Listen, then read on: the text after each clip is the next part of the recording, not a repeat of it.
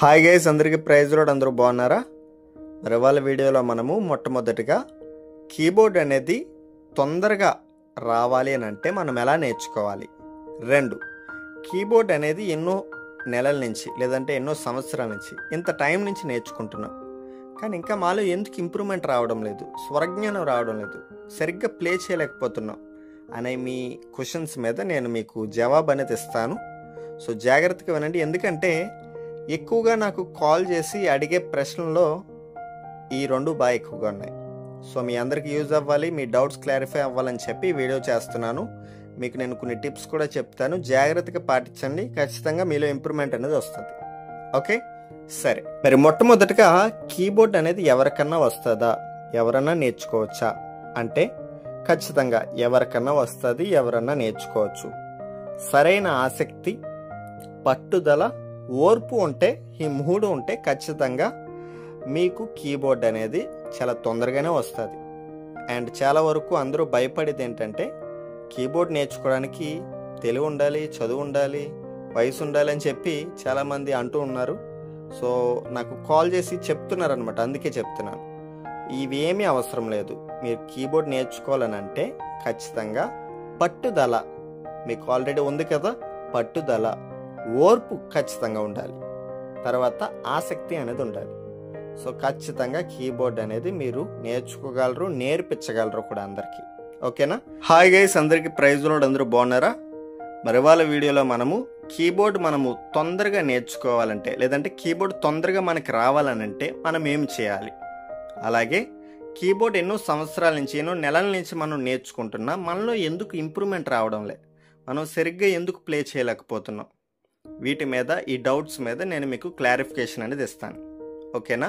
మీకు జవాబు అనేది ఇస్తాను. ఎందుకంటే ప్రతి ఒక్కరు నాకు కాల్ చేసి అడిగే ప్రశ్నలు ఇవి.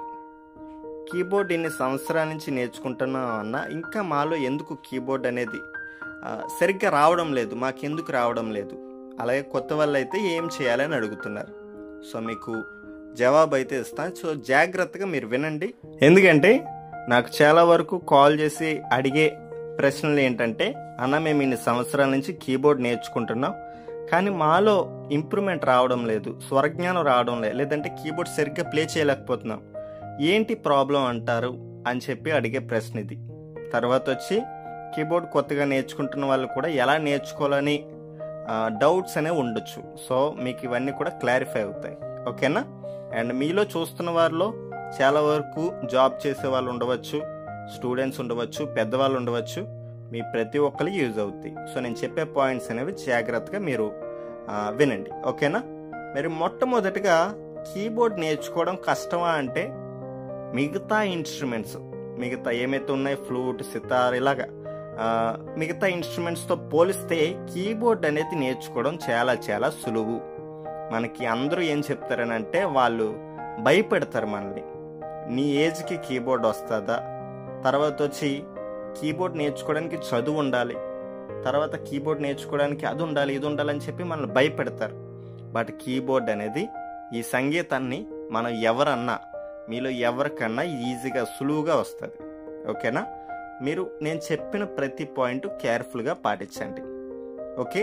మెయిన్గా నన్ను అడిగినప్పుడు నేను రివర్స్లో, అంటే ఇప్పుడు అన్న మేము ఇన్ని సంవత్సరాల నుంచి నేర్చుకుంటున్నాం బట్ కీబోర్డ్ ఇంకా ఎందుకు రావడం లేదు అనే ప్రశ్నకి నేను అడిగే ప్రశ్న వాళ్ళని, మీరు డైలీ ప్రాక్టీస్ చేస్తారా, తర్వాత వచ్చి మీరు ఎంత గ్యాప్ తీసుకుంటారు, ఐ మీన్ ప్రతిరోజు చేస్తారా లేదంటే 2 రోజులకు. అండ్ చాలా వరకు అందరూ కీబోర్డ్ క్లాసెస్ చెప్తారా అన్న అని అడుగుతున్నారు. ఎస్, క్లాసెస్ అనేవి జరుగుతున్నాయి, నేను చెప్తున్నాను. ఆఫ్లైన్లోనే చెప్తున్నా, ఆన్లైన్లో కూడా చెప్తున్నాను. ఆఫ్లైన్ అయితే కాకినాడలో ఉన్న వాళ్ళకి జరుగుతున్నాయి, ఆన్లైన్ అయితే కాకినాడ కాకుండా ఇంకా దూరంగా ఉన్న వాళ్ళకి ఆన్లైన్ క్లాసెస్ అనేవి చెప్తున్నాను అనమాట. సో మీలో ఎవరైనా ఇంట్రెస్ట్ ఉంటే జాయిన్ అవ్వచ్చు. అండ్ మెయిన్గా ప్రతి ఒక్కరికి, జాబ్ చేసే వాళ్ళు కావచ్చు, స్టూడెంట్స్ కావచ్చు, కొద్దిగా బిజీగా ఉన్న. ఫైనల్గా 4వ పాయింట్ చెప్తాను, జాగ్రత్తగా వినండి.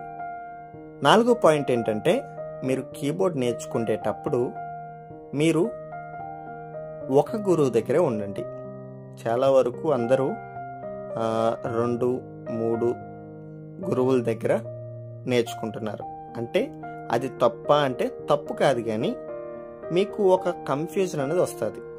ఎందుకంటే ఒక ఆయన ఒక విధంగా చెప్తారు, ఇంకొక ఆయన ఇంకొక విధంగా చెప్తారు, ఇంకొక ఆయన ఇంకొక విధంగా చెప్తారు.